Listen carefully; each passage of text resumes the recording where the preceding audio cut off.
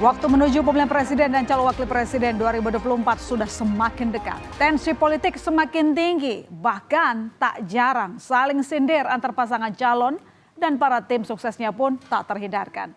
Adu gagasan soal perbaikan gizi kini menjadi isu yang tengah menghangat. Mengusung program makan siang dan susu gratis, pasangan calon presiden dan calon wakil presiden nomor urut 2 Prabowo Subianto, Gibran Rakabuming Raka menuai pro dan kontra. Dalam debat Cawapres 22 Desember lalu, Gibran Rakabuming Raka menyebut program makan siang gratis sebagai bagian dari infrastruktur sosial menuju Indonesia Emas, saudara. Cara itu dinilai akan menciptakan efek ganda. Untuk jangka panjang, pemberian makan siang dan susu gratis dinilai sebagai investasi untuk meningkatkan kualitas sumber daya manusia.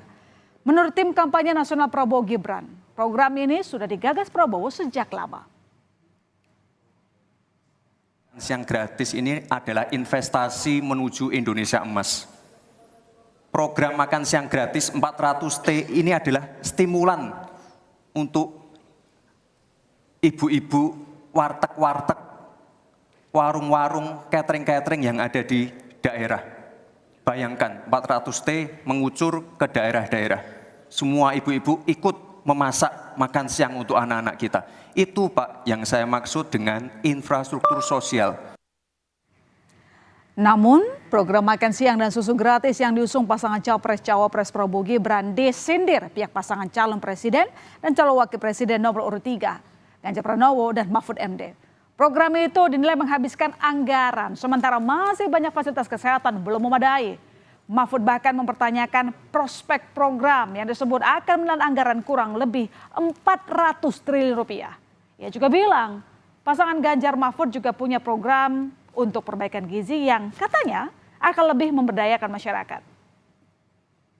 Makan siang gratis itu menurut bagus lah, tetapi prospeknya apa?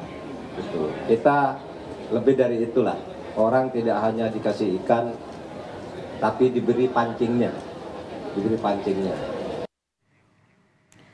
Sementara Capres nomor urut 3 Ganjar Pranowo sempat menyinggung tentang program makan siang gratis dibandingkan dengan program internet gratis yang tengah digaungkan pasangan Ganjar Mahfud.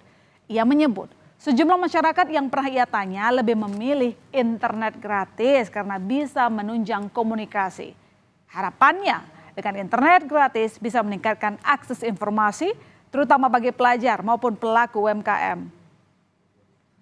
Menyiapkan infrastruktur persebarannya ya. Kalau kemudian kita mau adil ya di remote area juga mendapatkan itu. Yang kedua dari sisi kecepatan. Yang ketiga tentu kita bicara siapa yang mesti memanfaatkan ini. Maka pilihan kita yang pertama adalah para pelajar. Tadi ada masukan juga UMKM. Oke, saya kira itu masuk juga. Maka kalau mereka bisa mendapatkan internet gratis, saya kira apa yang menjadi potensi dari mereka akan bisa terangkat. Menanggapi sindiran-sindiran yang ada, tim kampanye nasional Prabowo Gibran tampaknya tidak ambil pusing. TKN pun tidak mempersoalkan kritik soal program makan siang gratis. Mereka hanya menegaskan bahwa makan siang dan susu gratis merupakan program prioritas untuk memperbaiki gizi anak-anak Indonesia demi menyambut era bonus demografi. Atas pernyataan Cawapres nomor urut 3 Mahfud MD tentang prospek program makan siang dan susu gratis, Cawapres nomor urut 2 Gibran Rakabuming Raka hanya berkomentar singkat. Yang katanya makan siang nggak prospek itu gimana Mas? Tanggapan dari Mas? Ya terima kasih masukannya Pak. Mas terkait panggilan Bawaslu tanggal 2 gimana Mas? Saudara, kembali pada pernyataan Cawapres nomor urut 3 Mahfud MD yang bilang pihaknya punya program gastronomi yang disebut-sebut sebagai program tandingan dari program makan siang dan susu gratis milik pasangan Prabowo dan juga Gibran. Arti kata gastronomi sendiri yakni berkaitan dengan seni menyiapkan hidangan yang lezat.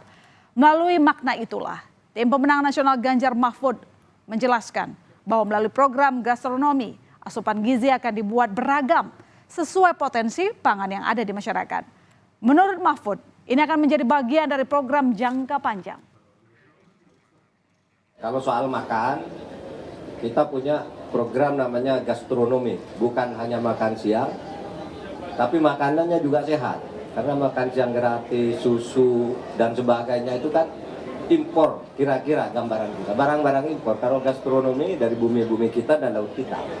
Itu nanti, tetapi tidak dalam sebuah program yang khusus dan seketika gitu. Itu nanti akan menjadi bagian dari program yang jangka panjang.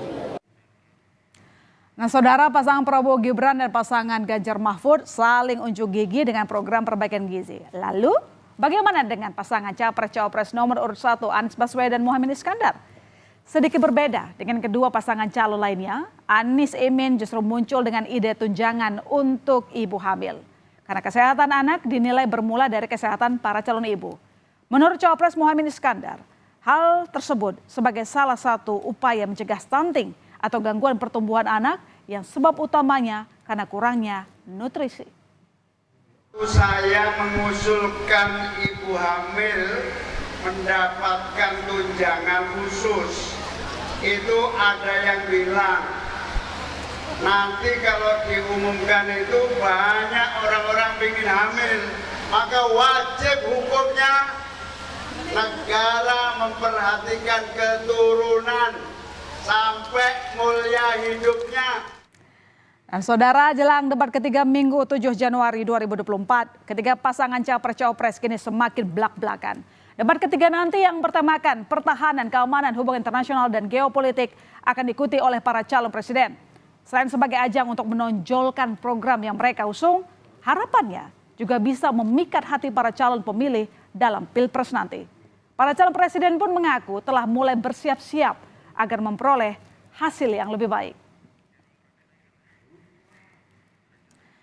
Dari sisi calon presiden nomor urut 1, Anies Baswedan mengaku siap menghadapi debat capres dengan membaca buku yang berkaitan dengan tema debat seperti pertahanan, keamanan, dan geopolitik.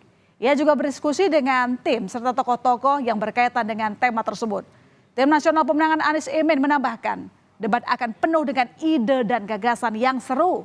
Anies juga menyiapkan diri dengan menghadiri forum gagasan bertemakan seperti tema debat ketiga nanti. Sementara, Wakil Ketua Tim Kampanye Nasional Habibur Rahman memastikan tema debat kali ini akan menguntungkan Capres nomor urut 2, Prabowo Subianto. Prabowo disebut tidak melakukan persiapan khusus, namun akan fokus menyampaikan gagasan-gagasan terkait pertahanan dan geopolitik. Yang menyebut Prabowo akan berusaha meyakinkan masyarakat bahwa Indonesia butuh pemimpin berani di kancah internasional. Nah, bagaimana dengan Capres nomor urut 3 Ganjar Pranowo? Menurut Ganjar, ada sejumlah isu pertahanan keamanan yang krusial dan perlu dibahas dalam debat. Antara lain, kesiapan transisi alutsista, industri pertahanan dalam negeri, hingga perlindungan pekerja migran. Ganjar mengaku siap dan tak gentar, meski dua capres lainnya mengaku menguasai tema debat kali ini. Semakin mendekati Pilpres, maka semakin penasaran pula masyarakat terhadap program dan sosok para kandidat Capres-Cawapres. Satu persatu program unggulan para pasangan calon dikritisi, bukan hanya oleh rakyat, namun juga oleh sesama peserta Pilpres. Para capres yang akan berlaga dalam debat ketiga Minggu nanti diharapkan bisa menyampaikan ide-ide mereka dengan lebih jelas. Dan tentunya siapapun yang menjadi pemenang dapat merealisasikan janji-janji mereka.